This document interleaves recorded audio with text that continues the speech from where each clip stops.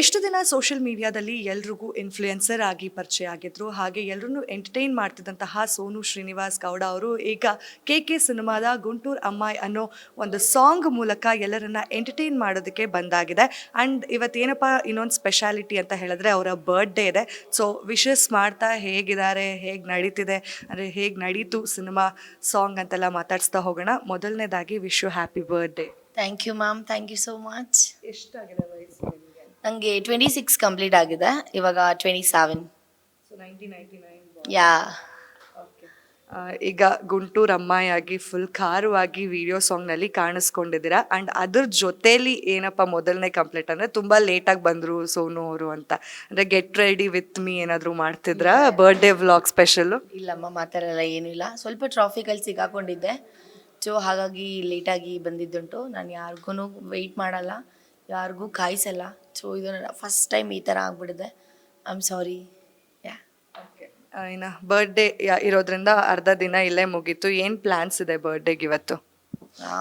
ಇವಾಗ ಸದ್ಯಕ್ಕೇನೂ ಇಲ್ಲ. ಸೊ ನೋಡೋಣ ಏನು ಮಾಡ್ತೀನಿ ಅಂತ ಹೇಳ್ತೀನಿ. ಅದೇ ಅನಾಥಾಶ್ರಮಕ್ಕೆ ಹೋಗೋದು ಒಂದು ಪ್ಲ್ಯಾನ್ ಇತ್ತು, ದೇವಸ್ಥಾನಕ್ಕೆ ಹೋಗ್ಬೇಕಿತ್ತು, ಹೋಗಿದ್ದು ಬಂದಿದ್ದಾಯಿತು. ಸೊ ನೋಡೋಣ ಮುಂದೆ ಏನಾಗುತ್ತೆ.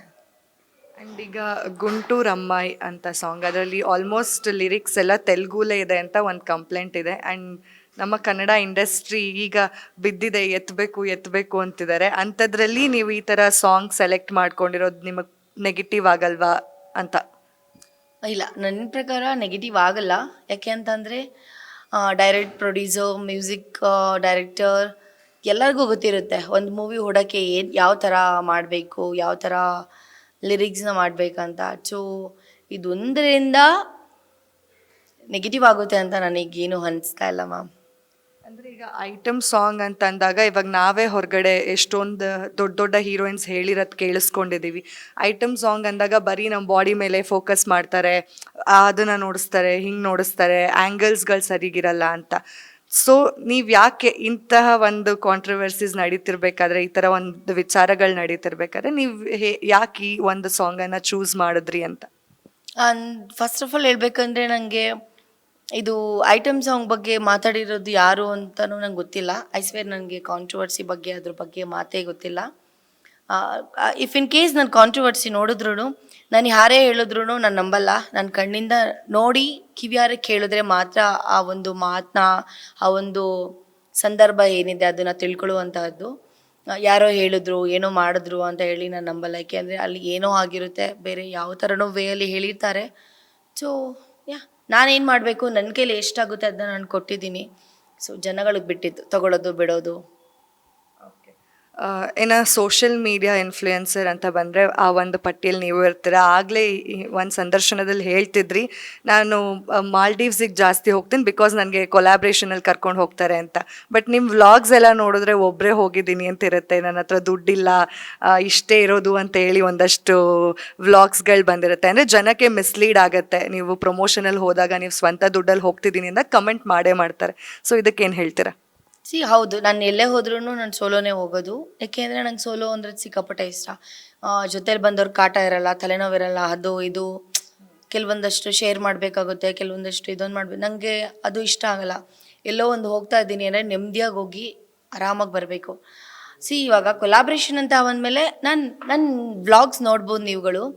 ನಾನು ಯಾರ್ದೂ ಮಾಡಲ್ಲ, ನಾನು ಬೇರೆ ಯಾರ ಜೊತೆನೂ ವ್ಲಾಗ್ ಮಾಡಲ್ಲ. ನನ್ನ ಫ್ಯಾಮಿಲಿ, ನನ್ನ ಫ್ರೆಂಡ್ಸ್ ಅಂತ ಬಿಟ್ಟರೆ ನಾನು ಬೇರೆ ಯಾರ ಜೊತೆನೂ ಮಾಡಲ್ಲ. ಹಾಗಾಗಿ ಮಾಲ್ಡೀವ್ಸ್ ವ್ಲಾಗಲ್ಲೂ ನಾನು ಒಬ್ಳನ್ನೇ ತೋರಿಸ್ಕೊಳ್ಳೋದು. ನನ್ನ ವ್ಲಾಗಲ್ಲಿ ನಾನು ನನ್ನನ್ನೇ ತೋರಿಸ್ಕೊಬೇಕಲ್ವ, ಬೇರೆಯವ್ರನ್ನ ತೋರಿಸಿದ್ರೆ ಏನು ನ್ಯೂಸ್ ಹೇಳಿ. ನಾನು ಆ್ಯಕ್ಚುಲಿ ಹೇಳಿದ್ದೀನಿ, ನಾನು ಕೊಲಾಬ್ರೇಷನ್ ಅಂತಲೇ ಹೇಳಿರ್ತೀನಿ. ಆ ಪೇಜ್ ಜೊತೆ ಕೊಲಾಬ್ ಕೂಡ ಮಾಡಿರ್ತೀನಿ, ಎಲ್ಲ ಆಗಿರುತ್ತೆ. ಬಟ್ ಜನಗಳು ಅದನ್ನು ಯಾವುದೂ ನೋಡಲ್ಲ, ಸುಮ್ಮನೆ ಬಾಯಿಗೆ ಬಂದಾಗ ಮಾತಾಡೋದು ಹಾಗೆ ಹೀಗೆ. ಈಗ ನಾನು ಕೊಲಾಬಲ್ಲಿ ಅಲ್ಲದೆ ಹೋಗಿದ್ರು ಏನು ಪ್ರಾಬ್ಲಮ್ಮು?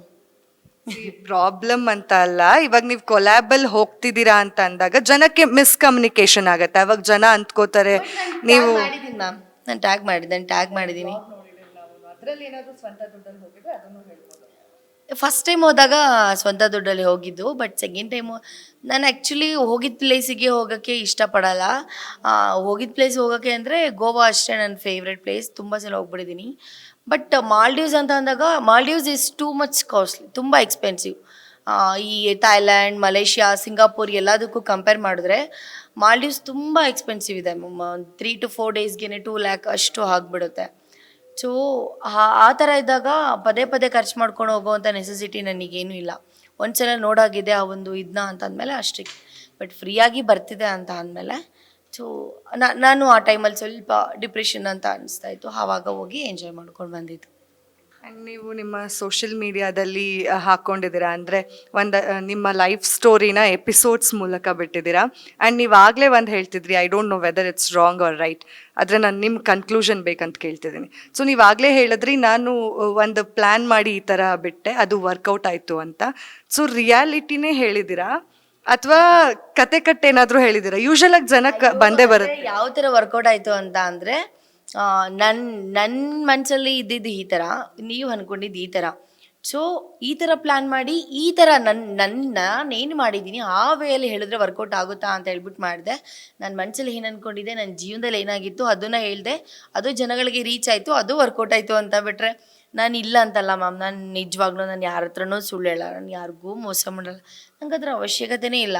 ಐ ಥಿಂಕ್ ನಾನು ಯಾರಿಗೋ ಮೋಸ ಮಾಡಿದೆ, ನಾನು ಯಾರಿಗೂ ಬೇಜಾರು ಮಾಡಿದೆ, ಏನೂ ಮಾಡದೇ ಇರೋದಕ್ಕೆ ನಾನು ಇಲ್ಲಿವರೆಗೂ ಬಂದಿದ್ದೀನಿ ಅಂತಲೇ ಹೇಳ್ಬೋದು. ಅಷ್ಟು ತುಳಿಯೋರಿದ್ರು ಅವ್ರ ಮುಂದೆ ನಾನು ಬಂದು ಇಲ್ಲಿದ್ದೀನಿ ಅಂತ ಅಂದರೆ ನಾನು ಒಳ್ಳೆತನನ ನನ್ನನ್ನು ಕಾಪಾಡಿದೆ ಅಂತಲೇ ಹೇಳ್ಬೋದು. ಆ್ಯಂಡ್ ಈಗ ಸೋಷಿಯಲ್ ಮೀಡಿಯಾದಲ್ಲಿ ನಿಮಗೆ ನೆಗೆಟಿವ್ ಕಾಮೆಂಟ್ಸ್ ಜಾಸ್ತಿ ಬರ್ತಿರುತ್ತೆ, ಆ್ಯಂಡ್ ಟ್ರಾಲ್ ಕೂಡ ನೀವು ತುಂಬ ಆಗ್ತಿರ್ತೀರ. ಅದನ್ನೆಲ್ಲ ಹೇಗೆ ತೊಗೊಂಡ್ರಿ ಆ್ಯಂಡ್ ಅದರಿಂದ ಹೇಗೆ ಓವರ್ಕಮ್ ಮಾಡ್ತೀರಾ ಆ್ಯಂಡ್ ಎಷ್ಟು ಸ್ಟ್ರಾಂಗ್ ಆಗಿದ್ದೀರಾ ಈಗ? ಇವಾಗಂತೂ ಸಿಕ್ಕಾಪಟ್ಟೆ ಸ್ಟ್ರಾಂಗ್ ಇದ್ದೀನಿ. ಬಂದು ನನ್ನ ತಲೆ ಮೇಲೆ ಕಲ್ಲು ಹಾಕಿದ್ರೂ ನನ್ನ ತಲೆ ಹೊಡೆದೋಗಲ್ಲ, ಅಷ್ಟು ಸ್ಟ್ರಾಂಗ್ ಇದ್ದೀನಿ. ಅಂದರೆ ಮೊದಲು ಸಿಕ್ಕಾಪಟ್ಟೆ ಸ್ಟ್ರಾಂಗ್ ಇದೆ, ಬಟ್ ಸ್ವಲ್ಪ ಬಂಡತನ ಅನ್ನೋದಿತ್ತು. ಇವಾಗ ಆ ಬಂಡತನ ಹೋಗಿ ಮೆಚುರಿಟಿ ಅನ್ನೋದು ಜಾಸ್ತಿ ಆಗಿದೆ. ನೆಗೆಟಿವ್ ಅದೇ ಮಾಡ್ತಾ ಇರ್ತಾರೆ, ನೆಗೆಟಿವ್ ಮಾತಾಡೋದೇ ನಿಮ್ಮ ಕೆಲಸ. ಅದನ್ನು ಪಾಸಿಟಿವ್ಗೆ ಹೇಗೆ ಎಷ್ಟು ನೆಗೆಟಿವ್ ಮಾತಾಡ್ತಾರಲ್ಲ ಅವ್ರನ್ನ ಹೇಗೆ ಪಾಸಿಟಿವ್ ವೇಲಿ ಟರ್ನ್ ಮಾಡ್ಬೋದು ಅನ್ನೋದನ್ನ ನಾನು ಥಿಂಕ್ ಮಾಡ್ತಾ ಇರ್ತೀನಿ. ಆಮೇಲೆ ಜಾಸ್ತಿ ನಾನು ಥಿಂಕ್ ಮಾಡಲ್ಲ ನೆಗೆಟಿವ್ ಅವ್ರ ಬಗ್ಗೆ, ಮಾತಾಡ್ಕೊಳ್ಳಿ ಅಂದ್ಬಿಟ್ಟು ಬಿಟ್ಬಿಡ್ತೀನಿ. ಆ್ಯಂಡ್ ಅಷ್ಟು ಟ್ರಾನ್ಸ್ಪರೆಂಟಾಗಿ ನೀವು ನಿಮ್ಮ ಜೀವನನ ತೋರಿಸ್ಕೊಳ್ಳೋದಕ್ಕೆ ನಿಮ್ಗೆ ಆ ಥರ ಕಮೆಂಟ್ಸ್ ಬರುತ್ತೆ ಅಂತ ಯಾವತ್ತೂ ಅನಿಸಿಲ್ವಾ? ಬಿಕಾಸ್ ನೀವು ಸಾಕಷ್ಟು ಬಾರಿ ಹೇಳಿದ್ದೀರಾ, ನಾನು ಸ್ಮೋಕ್ ಮಾಡ್ತೀನಿ, ಡ್ರಿಂಕ್ಸ್ ಮಾಡ್ತೀನಿ, ಆ್ಯಂಡ್ ನಾನು ಅಲ್ಲಿ ಹೋಗ್ತಿದ್ದೀನಿ, ಇಲ್ಲಿ ಹೋಗ್ತಿದ್ದೀನಿ ಅಂತ, ನಾನು ಹೀಗೆ ಹಾಕೋದು ಬಟ್ಟೆ ಎಲ್ಲ ಇಷ್ಟು ಟ್ರಾನ್ಸ್ಪರೆಂಟಾಗಿ ಹೇಳೋದಕ್ಕೆ ನಿಮ್ಗೆ ಆ ನೆಗೆಟಿವಿಟಿ ಬರ್ತಿದೆ ಅಂತ ಅನಿಸಲ್ವಾ? ಅದನ್ನು ಸ್ವಲ್ಪ ಆದರೂ ಹೈಡ್ ಮಾಡಬೇಕು ಅಂತ ಯಾವತ್ತೂ ಅನಿಸಿಲ್ವಾ? ನನಗೆ ಹೈಡ್ ಮಾಡಿಕೊಂಡು ಸುಳ್ಳು ಹೇಳಿ ಬದುಕೋ ಜೀವನ ನಂದಲ್ಲ. ನಂದು ಏನಿದೆ ನಾನು ಹಿಂಗೆ ನಾನು ಮುಖಕ್ಕೆ ಕೊಡ್ದಂಗೆ ಡೈರೆಕ್ಟ್ ಹಿಂಗೆ ನಾನು ಆನ್ ಸ್ಪಾಟ್ ಏನಿದೆ ಅದೇ ಮಾತಾಡ್ತೀನಿ. ನಾನು ಇದೇ ಬಟ್ಟೆ ಹಾಕೋತೀನಿ, ನಾನು ಅದನ್ನೇ ಹಾಕ್ಕೊಂಡಿದ್ದೀನಿ. ನಾನು ಸ್ಮೋಕ್ ಡ್ರಿಂಕ್ ನಾನು ಏನೇನು ಮಾಡ್ತೀನಿ ನಾನು ಅದನ್ನ ಹೇಳಿದ್ದೀನಿ. ನಾನು ಬೇರೆಯವ್ರ ಥರ ಎಲ್ಲ ನಾನು ಅದು ಮಾಡಲ್ಲ, ನಾನು ಸಾಚ ಅಂತ ಹೇಳಿ ಅದನ್ನು ಮಾಡಿ ಸಿಗಾಕೊಂಡು ನೆಗೆಟಿವ್ ಆಗೋದಕ್ಕಿಂತ ಏನಿದೆ ಅದನ್ನ ಹೇಳ್ಬಿಟ್ಟೆ ಮಾಡೋಣ ಬಿಡಿ. ನಮ್ಮ ಮನೇಲಿ ಅಂದರೆ ನಮ್ಮನೆ ಬೇರೆಯವ್ರ ಮನೆ ಥರ ಅಂತಲ್ಲ. ನಮ್ಮ ಮನೇಲಿ ಏನಂದರೆ ನಿನ್ನ ಇಷ್ಟ, ನೀನು ಮಾಡ್ತೀಯಾ ಮಾಡು, ಮನೇಲಿ ಇರಬಾರ್ದು, ಮನೇಲೆಲ್ಲ ಬೇಡ. ಏನಾದರೂ ಹೊರಗಡೆ ಹೋಗ್ತೀಯಾ ಹೊರಗಡೆ, ನೀನು ಖುಷಿ. ಎಲ್ಲರೂ ಯಾರು ಮಾಡಲ್ಲ, ನಾನು ಮಾಡೋದೇ ಇಲ್ಲ, ನಾನು ಹಾಗೆ ಹಿಂಗೆ ಅನ್ನೋರೆಲ್ಲ ಸುಳ್ಳು ನನ್ನ ಪ್ರಕಾರ. ಅದೆಲ್ಲ ಸುಳ್ಳು. ಸುಮ್ಮನೆ ಬಿಲ್ಡಪ್ಪಿಗೆ ಜನರು ಮುಂದೆ ತೋರಿಸ್ಕೊಳ್ಳೋಕೆ, ಅಯ್ಯೋ ನಾನು ಅದು ಮಾಡೋದೇ ಇಲ್ಲ, ಹಾಗೆಲ್ಲ ಮಾಡಲ್ಲ ಅನ್ನೋರೇ ಗಂಟೆ ಕುಡಿತಾ ಇರ್ತಾರೆ. ನನಗೆ ಚೆನ್ನಾಗಿ ಗೊತ್ತು, ನಾನು ಓಡಿದ್ದೀನಿ ಎಷ್ಟೊಂದು ಜನನ. ಸೊ ನಮ್ಮನೆಲ್ಲ ಹಾಗೇನೆ, ಮಾಡ್ತೀಯಾ ಮಾಡು, ನಮಗೆಲ್ಲ ಗೊತ್ತಾಗೋ ಥರ ಇರಬಾರ್ದು ಆ ಥರ. ಈ ಡಿಪ್ರೆಷನ್ ಅಂತ ಆಗಲೇ ನೀವು ಹೇಳಿದ್ರಿ. ಸೊ ಡಿಪ್ರೆಷನಿಂದ ಹೇಗೆ ಹೊರಗೆ ಬಂದ್ರಿ? ಯಾವ ವಿಷಯಕ್ಕೆ ನೀವು ಅಷ್ಟು ಡಿಪ್ರೆಸ್ ಆಗಿದ್ರಿ ಅಂತ? ಬಿಕಾಸ್ ನೀವು ಹೊರಗಡೆ ಕಾಣಿಸ್ಕೊಳ್ಳೋದು ತುಂಬ ಲೈವ್ಲಿಯಾಗಿ ಕಾಣಿಸ್ಕೊಳ್ತೀರಾ, ಆ್ಯಂಡ್ ನಿಮ್ಮ ಜೀವನದಲ್ಲಿ ಏನೂ ನಡೀತಿಲ್ಲ ಅನ್ನೋ ರೀತಿಯಲ್ಲಿ ಕಾಣಿಸ್ಕೊಳ್ತೀರಾ. ಬಟ್ ಯಾವ ವಿಷಯಕ್ಕೆ ಡಿಪ್ರೆಷನ್ಗೆ ಹೋಗಿದ್ರು ಸೋನು ಅವರು ಅಂತ? ಅಂದರೆ ನಂದು 4.5 years ಲವ್ ಮಾಡಿದ್ದೆ. ನನ್ನ ಹುಡುಗ ಸ್ವಲ್ಪ ಹೆಲ್ತ್ ಇಶ್ಯೂಯಿಂದ ತೀರೋದ್ರು. ಸೊ ಆ ಒಂದು ವಿಷಯಕ್ಕೆ ಸ್ವಲ್ಪ ಬೇಜಾರಾಗಿದ್ದೆ. ಆ ಒಂದು ಬೇಜಾರನ್ನ ಕಳ್ಕೊಳ್ಳೋಕ್ಕೆ ಅಂತಲೇ ಮಾಲ್ಡೀವ್ಸ್ಗೆ ಹೋಗಿದ್ದು. ಅದೇ ಆಲ್ಮೋಸ್ಟ್ ಮನೇಲೇ ಇದ್ದೆ, ಸ್ವಲ್ಪ ಮನೆಯವ್ರ ಜೊತೆ ಟೈಮ್ ಸ್ಪೆಂಡ್ ಮಾಡಿದೆ. ಏನು ಮಾಡೋಕ್ಕಾಗಲ್ಲ, ರಿಯಾಲಿಟಿ ಎಕ್ಸೆಪ್ಟ್ ಮಾಡಬೇಕು. ಈಗ ನಾನು ಡೈಲಿ 10 ಕರೆದು ಅವ್ನು ಬರ್ತಾರೆ ಅಂತ ಅಂದರೆ ಓಕೆ, 24 hours ನಾನು ready, I am ready to cry. But ಅವ್ರು ಬರೋದೇ ಇಲ್ಲ ಅಲ್ಲ, ಏನು ಮಾಡಿದ್ರೆ ವೇಸ್ಟು ಅಲ್ವಾ? ಸೊ ಅದಕ್ಕೆ ನಾನು ರಿಯಾಲಿಟಿ ಎಕ್ಸೆಪ್ಟ್ ಮಾಡಿ ಸುಮ್ಮನೆ ಆಗಿಬಿಟ್ಟೆ. ಬಟ್ ಮನೇಲಿ ಕೂತಾಗ ಫೋಟೋಗಳು ನೋಡಿದಾಗ ಬೇಜಾರಾಗಬಹುದು, ಆಗುತ್ತೆ. ಬಟ್ ಹೊರಗಡೆ ಬಂದಾಗ ಏನು ಓಕೆ ಐ ಆಮ್ ಫೈನ್ ಅನ್ನೋ ಥರ ತೋರಿಸ್ಕೊಬೇಕು, ಏನು ಮಾಡೋಕ್ಕಾಗಲ್ಲ. ಮತ್ತೆ ಪ್ರೀತಿ ಆಗುತ್ತಾ ಸೋನು ಅವರಿಗೆ ಹುಡುಗನ್ನ? Never. No, I hate love. ನಂಗೆ ಲವ್ ಅಂದ್ರೇ ಇಷ್ಟ, ನಂಗೆ ಲವ್ ಅಂದ್ರೇ ಅಸಹ್ಯ ಅನ್ಸುತ್ತಪ್ಪ. ಏನಿದೆ ಲವ್ವಲ್ಲಿ ಮಣ್ಣು ಮಸಿ. ಆಗಿನ ಜನ್ರೇಷನಲ್ಲೆಲ್ಲ ಲವ್ ತುಂಬ ಪವಿತ್ರವಾದಿದ್ದು. ಇವಾಗ ಲವ್ ಅನ್ನೋ ಹೆಸರಲ್ಲಿ ಏನೇನೆಲ್ಲ ಮಾಡಿಕೊಂಡು ನಾಟಕ ಮಾಡಿಕೊಂಡು ಜಸ್ಟ್ ಲವ್ ಅನ್ನೋ ಒಂದು ಹೆಸರು ಇಟ್ಕೊಂಡು ಯೂಸ್ ಆ್ಯಂಡ್ ಥ್ರೋ ಮಾಡ್ತಾ ಇರೋರೇ ಜಾಸ್ತಿ ಜನ ಆಗ್ಬಿಟ್ಟಿದ್ದಾರೆ. So I hate love. ಸದ್ಯಕ್ಕೆ ಅದೆಲ್ಲ ಪ್ಲಾನ್ ಇಲ್ಲ ಮ್ಯಾಮ್. ನನಗೆ ಇವಾಗ 26 ಮುಗ್ದು ಇವತ್ತಿಗೆ 27 ವರ್ಷದ ಹುಡುಗಿ ನಾನು. 32 ವರ್ಷದವರೆಗೂ ನಮ್ಮ ಮನೆಯವ್ರಿಗೂ ಹೇಳ್ಬಿಟ್ಟಿದ್ದೀನಿ, ಏನೂ ನನಗೆ ಅದ್ರ ಬಗ್ಗೆ ಮಾತಾಡಬೇಡಿ, ನನಗೂ ಅದ್ರ ಬಗ್ಗೆ ಇಂಟ್ರೆಸ್ಟ್ ಇಲ್ಲ ಅಂತ. ಸಾಕಷ್ಟು ಬಾರಿ ಚರ್ಚೆ ಆಯಿತು, ಮನೇಲಿ ನನಗೆ ಬೈದಿದ್ದುಂಟು, ಎಲ್ಲ ಆಯಿತು. ನಂತರ ಎವ್ರಿಥಿಂಗ್ ಡಿಪೆಂಡ್ಸ್ ಆನ್ ನಾನಲ್ವಾ, ನನ್ನ ಮೇಲೆ ನಿಂತಿರುತ್ತಲ್ವ. ನಾನು ಈಗ ಮದುವೆ ಆಗಿಬಿಟ್ಟು ಮುಂದೆ ಏನೋ ಒಂದು ಆಗೋದು, ಮನೆಯವರಿಗೆ ಬೇಜಾರು ಮಾಡೋದು, ಆಮೇಲೆ ಅವ್ರಿಗೆ ಅರ್ಥ ಆಯಿತು, ಹೌದು ಇದು ಈ ಥರ ಅಂತ. ಸರಿ ಆಯ್ತಮ್ಮ, ನಿನ್ಗೆ ಯಾವಾಗ ಬೇಕೋ ಅವಾಗೇ ಆಗೋದು. ಸರಿ, ನಾನು 32ವರೆಗೂ ನೋ ಲವ್, ನೋ ಮದುವೆ, ನೋ ನದಿ. ಬೇಡ ಹುಡುಗರು ಸವಸ ಅಂತಲ್ಲ ಸಾಕಪ್ಪ. ಹುಡುಗರಿಗೆ ಒಂದು ದೊಡ್ಡ ನಮಸ್ಕಾರ. ಏನು ನಂಗೆ ಅದು ಲವ್ ಅನ್ನೋದು ಮೇಲೆ ಟ್ರಸ್ಟ್ ಇಲ್ಲ. ಅದಂತರ ಈಗ ನನಗೆ ಬಾಯ್ ಫ್ರೆಂಡ್ ತೀರೋದ್ರಲ್ವಾ, ಸೊ ನನಗೇನೋ ಮತ್ತೆ ಅವ್ರ ಮೇಲಿರೋ ಲವ್ ಮತ್ತೆ ಬೇರೆ ಯಾರ ಮೇಲೂ ಆಗಲ್ಲ ಅಂತ 100% ನೆವರ್ ಇಲ್ಲ. ನಾನು ಅದು ಏನು ಗೊತ್ತಾ, ಮನ್ಸಿನ ಮಾತಲ್ಲಿರುತ್ತೆ ಅದು ಇದು ಅಂತ. ಸೊ ಅದು ಅಷ್ಟೇ ಸಾಕು. ಆ 4 ವರ್ಷದಲ್ಲೇ ಆ ಪ್ರೀತಿ, ಆ ಮಾತು, ಇದು ಸಾಕು. ಅದನ್ನ ಇಟ್ಕೊಂಡು ಜೀವನ ಮಾಡಿ ತುಂಬ ವರ್ಷ ಜೀವನ ಮಾಡ್ಬೋದು. ಅದಕ್ಕೆ ಇನ್ನೊಂದು ಹುಡುಗನೇ ಬರಬೇಕು, ಆ ಪ್ಲೇಸ್ನ ತುಂಬಬೇಕು ಅಂತ ಅವಶ್ಯಕತೆ ಇಲ್ಲ. ಇನ್ನು ನೀವು ಕಾರ್ ತೊಗೊಂಡ್ರಿ, ಅದು ದೊಡ್ಡ ಮಟ್ಟದಲ್ಲಿ ಸೆನ್ಸೇಷನ್ ಆಯಿತು, ಅದು ನಿಮಗೂ ಗೊತ್ತಿರುತ್ತೆ. ಬಿಕಾಸ್ ಸಾಕಷ್ಟು ಜನ ಅದ್ರ ಬಗ್ಗೆ ಯಾವ ಕಾರ್ ಅಂತಲೂ ಅವರೇ ಹೇಳ್ತಿದ್ರು. ಸೊ ಎಷ್ಟು ಲಕ್ಷ ಕೊಟ್ಟು ತೊಗೊಂಡ್ರಿ? ಆ್ಯಂಡ್ ಯಾಕೆ ನೀವು ಕಿಯಾ ಕಾರಲ್ಲಿ ಯಾವ ವೇರಿಯಂಟ್ನ ತೊಗೊಂಡಿದ್ದೀರಾ, ಏನು ಅನ್ನೋದು? ಆ್ಯಕ್ಚುಲಿ ಕಿಯಾ ಕಾರ್ ಅಂದರೆ ನಂದು ಒಂದು 5 to 5.5 ಇಯರ್ದಿಂದ ನಂದು ಡ್ರೀಮ್ ಕಾರ್ ಅಂತಲೇ ಹೇಳ್ಬೋದು. ನನ್ನ ಕಾರ್ ತೊಗೊಳಕ್ಕಾಗಲ್ಲ, ನನ್ನ ಹತ್ರ ದುಡ್ಡಿಲ್ಲ ಅಂತ ಅಂದ್ಬಿಟ್ಟು ನಮ್ಮ ಮನೇಲಿರೋ ನಾಯಿಗೆ ನಾನು ಕಿಯಾ ಅಂತ ಹೆಸರಿಟ್ಟಿದ್ದು ನಾನು. ನಂಗೆ ಗೊತ್ತಿಲ್ಲ ಯಾಕೆ ಅಂತ ಹೇಳಿ. ಕಿಯಾ ಕಾರ್ ಅಂದರೆ ಸಿಕ್ಕಾಪಟ್ಟೆ ಇಷ್ಟ ನನಗೆ. ಈಗಲೂ ತುಂಬ ಸಾಕಷ್ಟು ಬಂದಿದೆ. ಆ ಕಾರ್ ಆನ್ ರೋಡ್ ಬಂದುಬಿಟ್ಟು 25 lakh. ನಂದು Kia Seltos automatic, top and sunroof ಎಲ್ಲ ಇದೆ, ತುಂಬ ಚೆನ್ನಾಗಿದೆ. ಅಂದರೆ ಸೆಲ್ಟೋಸ್ ಕಾರ್ ಇದೆ, ಬಟ್ ಅದರಲ್ಲೂ ಇದು ಒಳ್ಳೊಳ್ಳೆ ಫೀಚರ್ಸ್ ಇದೆ. ಅಡಾಸ್ ಅಂತ ಎಲ್ಲ ಬಂದಿದೆ, ತುಂಬ ಫೀಚರ್ಸ್ ಇದೆ. Total 30 lakh ma'am. 5 lakh ಅಷ್ಟೇ ನಾನು ಡೌನ್ ಪೇಮೆಂಟ್ ಮಾಡಿರೋದು, ಇನ್ನು 25 ಲಕ್ಷ ಲೋನ್ ಇದೆ, 6 ವರ್ಷ ತೀರಿಸ್ಬೇಕು. ಆ್ಯಂಡ್ ತುಂಬ ಜನ ಕಮೆಂಟ್ಸ್ ಮಾಡಿದ್ದು ಯಾರೋ ಕೊಡ್ಸಿರ್ತಾರೆ, ನಿಮ್ಗೇನು ಬಿಡು, ಅವ್ರ ಹತ್ರ ಹೋದರೆ ಇವ್ರ ಹತ್ರ ಹೋದರೆ ಬರುತ್ತೆ ಅನ್ನೋದೆಲ್ಲ ಕಮೆಂಟ್ಸ್ಗಳನ್ನು ನಾವು ನೋಡಿದ್ದೀವಿ. ಆ್ಯಂಡ್ ಅದು ತುಂಬ ಡಿಸ್ಟರ್ಬಿಂಗ್ ಆಗಿ ಕೂಡ ಇರುತ್ತೆ. ಸೊ ಅಂಥವ್ರಿಗೆ ನೀವು ಆಲ್ರೆಡಿ ಒಂದು ವಿಡಿಯೋ ಮಾಡಿ ಕೂಡ ಹೇಳಿದ್ದೀರಾ. EMI ಅಲ್ಲಿ ತೊಗೊಂಡಿದ್ದೀನಿ ಅಂತ ಈಗ ಉತ್ತರ ಕೂಡ ಕೊಟ್ಟಿದ್ದೀರಾ. ಸೊ ನಿಮ್ಮ ರೆಮ್ಯುನರೇಷನ್ ಎಷ್ಟು ಬರುತ್ತೆ? ಅಂದರೆ ಒಂದು ಸಾಂಗ್ ಮಾಡಿದ್ರೆ ಅಥವಾ ಇನ್ಸ್ಟಾಗ್ರಾಮ್, ಯೂಟ್ಯೂಬಿಂದ ಎಷ್ಟು ದುಡಿತಾರೆ? EMI ಕಟ್ಟೋದಕ್ಕಿಂತ ಜಾಸ್ತಿನ ಹೇಗೆ ಇರುತ್ತೆ? ಅಂದರೆ EMI ಕಟ್ಟಿ, ಮನೆ ಬಾಡಿಗೆ ಕಟ್ಟಿ, ನಮ್ಮ ಜೀವನ ಎಲ್ಲ ಖುಷಿಯಾಗಿ ನಮ್ಗೆ ಬೇಕು ಬೇಡ ಅನ್ನೋದೆಲ್ಲ ತಗೊಳ್ಳುವಷ್ಟು ಬರುತ್ತೆ. ಒಂದು ಪ್ರಮೋಷನ್ ಎಷ್ಟು ಚಾರ್ಜ್ ಮಾಡ್ತಾರೆ ಸೋನು ಶ್ರೀನಿವಾಸ್ ಗೌಡ? ಇಷ್ಟು ಅಂತ ಹೇಳೋಕ್ಕಾಗಲ್ಲ, ಬಟ್ ಲ್ಯಾಕ್ ಪ್ಲಸ್. 1 lakh ಅಲ್ಲ, ಲ್ಯಾಕ್ ಪ್ಲಸ್. ಅದು ಎಷ್ಟು ಲಕ್ಷ ಅಂತ ಹೇಳೋಕ್ಕಾಗಲ್ಲ. ಲಕ್ಷಗಳಲ್ಲೇ ದುಡಿತಾ ಇದ್ದೀರಾ. ಸೊ ಇವಾಗ ಗೊತ್ತಾಗಿರುತ್ತೆ ನಿಮಗೆ ಹೆಂಗೆ ತೊಗೊಂಡ್ರು ಕಾರ್ನ ಅಂತ. 5 ವರ್ಷ ಯಾಕೆ ಬೇಕಾಯಿತು ಅಂತ? ಅಂದರೆ 5 ವರ್ಷ ಏನಕ್ಕೆ ಅಂದರೆ, ನಮ್ಮ ಹತ್ರ ಫಸ್ಟ್ ಒಂದಿತ್ತು, ನಂತರ ನಮ್ಮ ಮನೇಲಿ ಬೇಡ ಅಂತ ಮಾತು ಬರ್ತಿತ್ತು. ಕೆಲವೊಂದು ಸಲ ನಂದು ಲೋನ್ಸ್ ಇತ್ತು, TV ಆಗಿರ್ಬೋದು, ಫ್ರಿಡ್ಜ್ ಆಗಿರ್ಬೋದು, ವಾಷಿಂಗ್ ಮಿಷಿನ್ ಆಗಿರ್ಬೋದು, ಎಲ್ಲದೂ ಲೋನ್ ಆಲ್ರೆಡಿ ಇತ್ತು. ಸೊ ಎಲ್ಲನೂ ತುಂಬ ತಲೆಗೆ ತುಂಬ್ಕೊಳ್ಳೋದು ಬೇಡ, ಬೇರೆ ಇರುತ್ತೆ. ಇನ್ನು ಕಾರ್ಗಿಂತ ಬೇರೆ ಇನ್ನೊಂದು ತೊಗೊಂಡ್ರೆ ಒಳ್ಳೇದಿರುತ್ತೆ ಅಂತ ಯೋಚನೆ ಮಾಡ್ತಿರ್ತೀವಲ್ವ. ಸೊ ಹಾಗಾಗಿ ಇಷ್ಟು ವರ್ಷ ದುಡ್ಡಿದ್ರು ಇಲ್ಲದೇ ಇದ್ರೂ ನಮ್ಗೆ ಯಾವಾಗ ಏನು ಸಿಗಬೇಕು ಅದು ಅವಾಗಲೇ ಸಿಗುತ್ತೆ.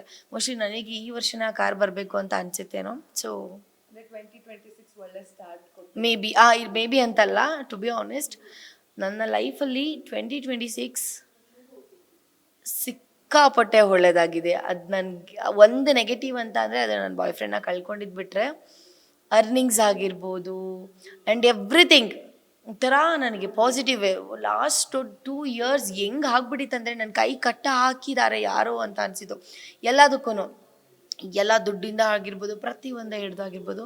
ಬಟ್ ಲಾಸ್ಟ್ 2025 ಡಿಸೆಂಬರಿಂದ ಈ ವರ್ಷ ಅಂತೂ ಸಿಕ್ಕಾಪಟ್ಟೆ ಒಳ್ಳೇದಾಗ್ತಿದೆ. ನಾನು ಏನು ಮಾಡಿದ್ರೂ ಎಸ್ ಆಗ್ತಾ ಇದೆ, ಏನು ಕೇಳ್ಕೊಂಡು ಮಾಡಿದ್ರೂ ಒಳ್ಳೇದಾಗ್ತಾ ಇದೆ. ಆ್ಯಂಡ್ ಈ ಸಲ ಅಂದರೆ ನೀವು ಸಾಕಷ್ಟು ಫ್ರೆಂಡ್ಸ್ಗಳನ್ನು ನಿಮ್ಮ ಲೈಫಲ್ಲಿ ನಿಮ್ಗೆ ಒಂದಷ್ಟು ಮೋಸ ಆಗಿರೋದನ್ನೆಲ್ಲ ನೋಡಿದ್ದೀರಾ. ಸೊ 27ಕ್ಕೆ ಕಾಲಿಟ್ಟಿದ್ದೀರಾ.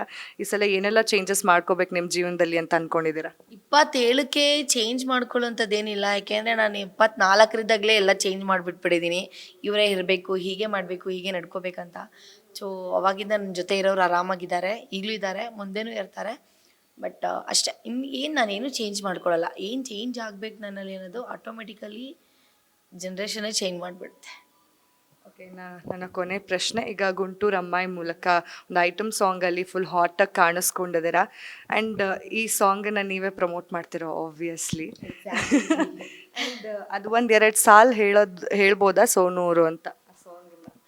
ಅದು ಬಾಯ್ ಲಿರಿಕ್ ಹೇಳ್ಬೋದು. ಅದು ಹೇಗಿದೆ ಅಂದರೆ, ಗುಂಟೂರಮ್ಮೈ ಗುಂಟೂರಮ್ಮೈ ಬಾರು ಬಾಗ್ಲು ತೆಗಿಯೇ ಮಧ್ಯರಾತ್ರಿಲಿ ಮದ್ಯಪಾನ ಅರ್ಧಕ್ಕೆ ನಿಲ್ಕೋ ಸರಿ ಅಂದರೆ ಬಾಗ್ಲ ಹಾಕ್ಬಿಟ್ಟಿರ್ತಾರೆ, ಹೋಟೆಲ್ ಕ್ಲೋಸ್ ಆಗಿಬಿಟ್ಟಿರುತ್ತೆ.